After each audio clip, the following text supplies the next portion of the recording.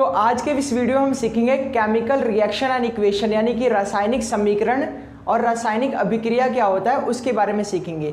तो सबसे पहले हम ये जान लेते हैं कि आखिर केमिकल रिएक्शन यानी कि रासायनिक अभिक्रिया क्या होता है। देखिए, केमिकल रिएक्शन का मतलब होता है केमिकल चेंज, यानी कि जब भी किसी सब्सटेंस में कोई केमिकल चेंज आ रहा है तो हम कहते हैं केमिकल रिएक्शन हुआ। यानी कि जब कभी भी पदार्थों में रासायनिक परिवर्तन होगा तो हम कहेंगे कि रासायनिक अभिक्रिया हुआ।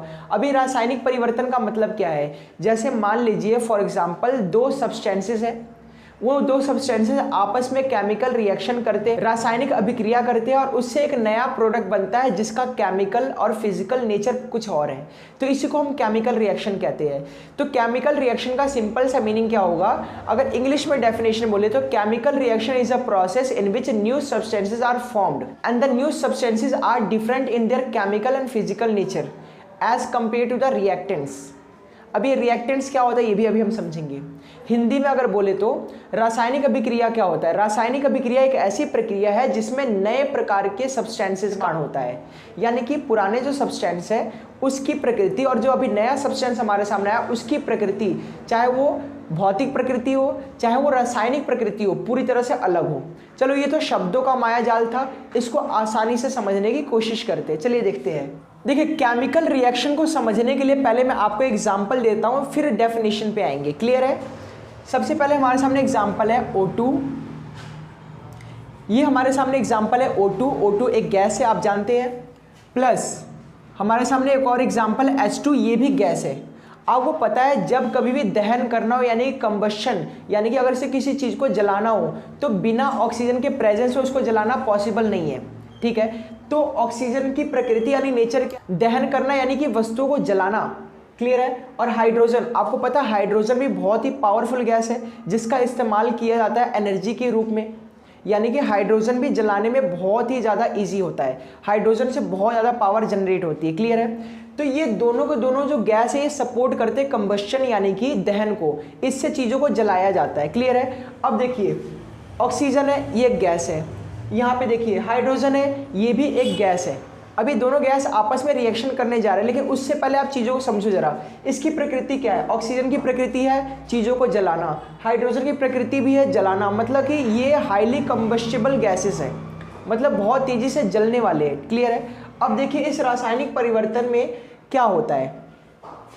ऑक्सीजन एक गैस है, हाइड्रोजन एक गैस है, O2 प्लस H2, इससे हमें क्या मिला? H2O। अब H2 क्या होता है? H2O तो वाटर है, वाटर यानी कि जल। अब एक बात बताइए, क्या जल का काम आग लगाने के लिए होता है? नहीं।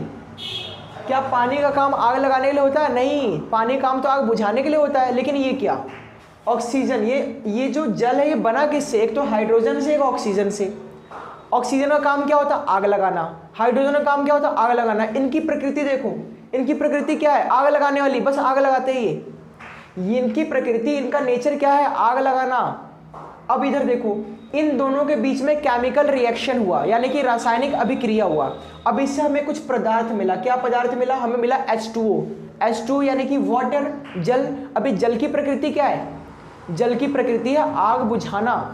तो यहाँ पर एक बात बताइए, ये जो जल है, ये जो वाटर है H2O, ये बना किससे? हाइड्रोजन से बना, ऑक्सीजन से बना है। ऑक्सीजन का नेचर होता है आग लगाना, हाइड्रोजन का नेचर होता है आग लगाना। लेकिन इन दोनों से मिलकर जो एक नया सब्सटेंस है H2O, वो तो आग बुझाने का काम कर रहा है। मतलब यहाँ पे हुआ क्या, इनकी प्रकृति बदल गई, इनकी प्रकृति चेंज हो गई, इनका जो नेचर वो बदल गया। इनका नेचर कुछ और था, अब नेचर कुछ और है। इसको आप ऐसे समझ लीजिए कि देखिए ये व्यक्ति A था, ये व्यक्ति B था। ये दोनों व्यक्ति आग लगाने का काम करते हैं, लड़ाई झगड़ा कराते थे दोस्तों के बीच में, मान लीजिए। ठीक, क्लियर है? अब ये दोनों लड़ाई झगड़ा कराते थे, आग लगाते थे। अब ये दोनों दोस्त बन गए, अब तो इसको और आग लगाना चाहिए ना। लेकिन नहीं, हुआ क्या, जब ये दोनों कंबाइंड हुए, जब केमिकल रिएक्शन हुआ, यहाँ पे रासायनिक अभिक्रिया हुआ, इनकी प्रकृति, इनका नेचर बदल गया। अब ये आग बुझा रहे। क्लियर है? अब एक बात और, यहाँ पे जो ऑक्सीजन है ये गैस की फॉर्म में, ये अभी गैस की फॉर्म में है। ठीक है, यानी कि गैस के रूप में है। ये हाइड्रोजन, ये भी गैस की फॉर्म में, यानी कि ये भी गैस के रूप में है। अब इन दोनों के केमिकल रिएक्शन यानी कि रासायनिक अभिक्रिया से जो हमें प्राप्त हुआ वो क्या है? वाटर यानी जल। क्या ये भी गैस की फॉर्म में है? नहीं भैया जी, ये गैस की फॉर्म में नहीं है। ये लिक्विड की फॉर्म में है, ये द्रव्य अवस्था में है। अब एक बात बताइए, इनका स्वरूप कुछ और था, इनका स्वरूप कुछ और हो गया, इनकी प्रकृति कुछ और थी, इनकी प्रकृति कुछ और हो गई। मीन्स अब आप अच्छे से समझ गए केमिकल रिएक्शन होता क्या है। तो केमिकल रिएक्शन का मतलब है एक ऐसा प्रोसेस जिसके अंदर नए सब्सटेंसेस बनते हैं, और जो नए सब्सटेंसेस जो बनते हैं उनका केमिकल नेचर और फिजिकल नेचर पूरा टोटली अलग होता है उनके रिएक्टेंट से। इस साइड वाले जो आपको एलिमेंट्स दिख रहे हैं इनको हम रिएक्टेंट बोलेंगे, और इस तरफ जो भी कुछ हमारा आ रहा है इसको हम प्रोडक्ट बोलेंगे। क्लियर है? LHS में हमारे पास जो कुछ भी है इसको हम रिएक्टेंट बोलेंगे, और RHS में जो भी हमें मिला है वो क्या है? प्रोडक्ट है। क्लियर है? तो रिएक्टेंट में हमारे पास जो जो सब्सटेंसेस थे उसका केमिकल नेचर कुछ और था, और जो प्रोडक्ट में हमें मिला उसका केमिकल नेचर कुछ और ही है। उसके अलावा इसका फिजिकल नेचर क्या था? इसका फिजिकल स्टेट जो था ये गैस की फॉर्म में था, अब ये क्या बन गया? लिक्विड की फॉर्म हो गया। आया समझ? तो हम सिंपली डेफिनेशन में, मतलब केमिकल रिएक्शन होता क्या है, क्योंकि this video is all about the definition of chemical reaction.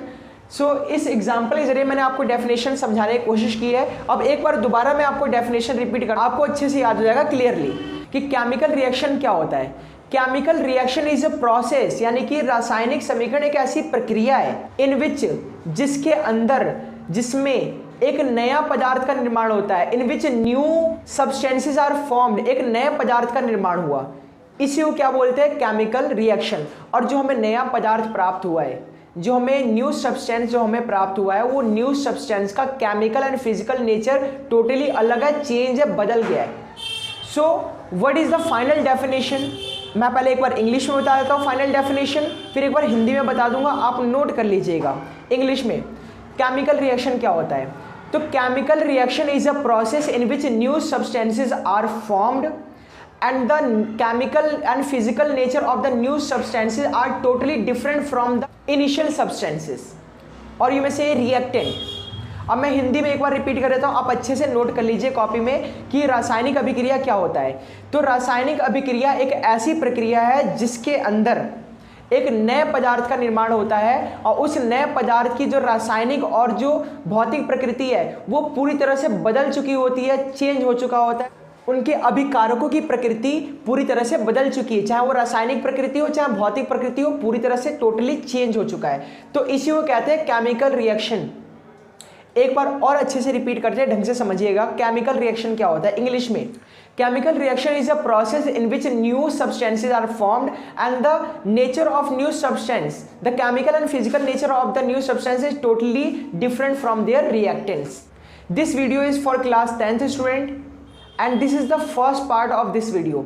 बहुत जल्दी इसी वीडियो का सेकंड पार्ट आएगा जिसमें हम केमिकल इक्वेशंस के बारे में पढ़ेंगे, टाइप्स ऑफ केमिकल इक्वेशन के बारे में पढ़ेंगे और बैलेंसिंग द केमिकल इक्वेशन के बारे में पढ़ेंगे। One by one new videos आएंगी, की प्लेलिस्ट भी बनेगी और पार्ट बाय पार्ट आप इस वीडियो में सीखेंगे।